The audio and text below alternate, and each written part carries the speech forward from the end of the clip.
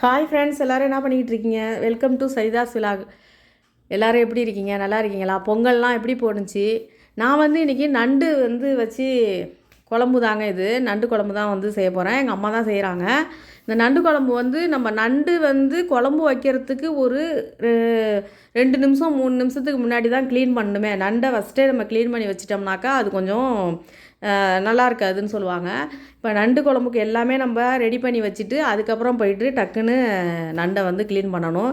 இப்போ நண்டை க்ளீன் பண்ணிக்கிட்டு இருக்காங்க. இது சூப்பரான நண்டாக இருந்துச்சு. நல்லா ப்ளூ கலரு ரெட் கலர்னு கலர் கலராக இருந்துச்சு. நண்டு நல்லா பெரிய நண்டாகவும் இருந்துச்சு. நண்டில் எனக்கு உடம்பு சாப்பிட்றத விட நண்டோட கால் சாப்பிடும்போது எனக்கு ரொம்ப பிடிக்கும். இப்போ நண்டு க்ளீன் பண்ணிக்கிட்டு இருக்காங்க அம்மா. அதை எடுத்துகிட்டு வந்ததுக்கப்புறம் நம்ம நண்டு குழம்பு தாளிச்சிடலாம். ரொம்ப கஷ்டமான வேலையே கிடையாது. நண்டு கழுவுறது தான் ரொம்ப ஈஸியான வேலையே. இப்போ நண்டை கழுவிட்டு வந்துடட்டும். அதுக்கு அம்மா என்ன ஆகும்னா வெங்காயத்தை போட்டு மிக்சியில் அடித்து வச்சுருக்காங்க. இப்போ மீன் கொஞ்சம் மீன் வறுத்தாங்களா, அதில் கொஞ்சோண்டு எண்ணெய் மீனை எப்போதுமே எண்ணெய் சட்டியில் தான் போட்டு பொரிப்போம். அந்த எண்ணெய் கொஞ்சம் மீந்திருந்துச்சு. அதையே இப்போ நண்டு குழம்புக்கு தாளிச்சிக்கலான்னு எடுத்தாச்சு. அதனால தான் அது கலராக இருக்குது. நீங்கள் பார்த்துட்டு கேட்காதீங்க. ஃபஸ்ட்டு தக்காளியை போட்டாங்க. வெங்காயத்தை மிக்சியில் போட்டு அடித்து வச்சுருக்காங்க. அதையும் எடுத்து அதில் போடுறாங்க. இப்போ கொத்தமல்லி தழை, கருவேப்பிலை எல்லாம் போட்டுட்டு மிளகாத்தூள், குழம்பு மிளகாத்தூள் எல்லாமே போட்டு அதில் வதக்கிடுவாங்க. நான் தான் ஆல்ரெடி சொல்லியிருக்கேன்ல, எங்கள் அம்மா எதையுமே அதிகமாக வதக்க மாட்டாங்க. அதனாலேயோ என்னமோ தெரில, அவங்க வைக்கிற குழம்பு எல்லாமே ரொம்ப டேஸ்ட்டாக இருக்கும்.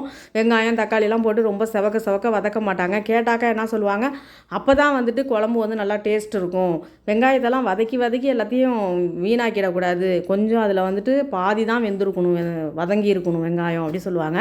இப்போ எல்லாமே மிளகாத்தூள் எல்லாமே போட்டாச்சு. இப்போ நண்டு கழுவுனதையும் எடுத்து நண்டையும் அதில் போட்டாங்க. அவ்வளோதான், மூடி வச்சுட்டாங்க. அதை கிளற கூட இல்லை பாருங்கள், அப்படியே மூடி வச்சுட்டாங்க. அவ்வளோதாங்க. இப்போ கொஞ்சமாக தேங்காயும் சோம்பும் மிக்சியில் அடித்து வச்சுருக்காங்க. அதையும் எடுத்து போட்டாச்சு. அதில் அடுத்து அப்படியே ஒரு கிண்டிட்டு மூடி வச்சாச்சுன்னா மேலே கொஞ்சமாக கொத்தமல்லி தலையை போட்டு இறக்கிட வேண்டியது தான். நண்டு குழம்பு அருமையாக ரெடி ஆகிடுச்சு. வேறு லெவலாக இருந்துச்சு. அப்படியே சூப்பராக இருந்துச்சு. அவ்வளோ சதையாக இருந்துச்சு. நீங்களும் இதுமாதிரி ட்ரை பண்ணி பாருங்கள். ட்ரை பண்ணிவிட்டு எப்படி இருந்துச்சுன்னு எனக்கு சொல்லுங்கள். நன்றிங்க.